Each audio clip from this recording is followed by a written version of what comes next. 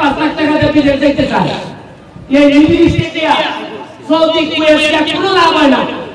এই 5 লাখ 7 লাখ টাকা তুলতে তুলতে জীবন শেষ হয়ে যায়।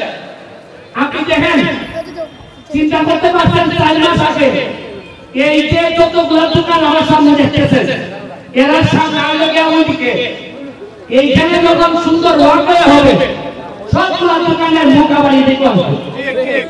এইখানে মিনিমাম আরো 50টা দোকান হবে। আর 3 কিলোমিটার জায়গা যদি আমি রাস্তা করি তাহলে আরো অন্তত 70-80টা দোকান হবে। এর মানে আরো 70-80টা ছেলের ব্যবসার ব্যবস্থা হবে। আমি বাইরে থেকে পর্যটক নিয়ে আসবো, এরা এখানে বড় হোটেল বানাবো, 5 স্টার হোটেল বানাবো, বানাইলে এখানের মধ্যে ভালো ভালো রেস্টুরেন্ট করবো। আমার ইচ্ছা হলো সুনামগঞ্জের একটা ছেলে ও 5 লাখ টাকা খরচ করে বিদেশ যাওয়া। আমরা চা বাগান আছে, আমরা ফরেস্ট এরিয়া আছে, 2টা ফরেস্ট আছে। সারা বাংলাদেশে এত সুন্দর কোনো উপজেলা নাই।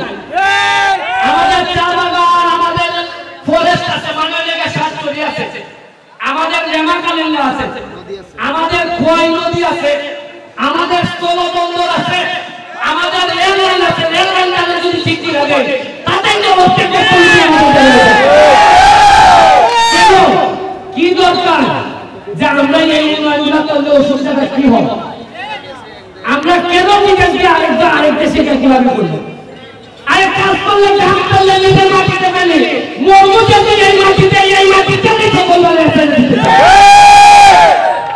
একটু কষ্ট করলাম, ভেদাভেদ বললাম, চলেন সবাই মিললাম।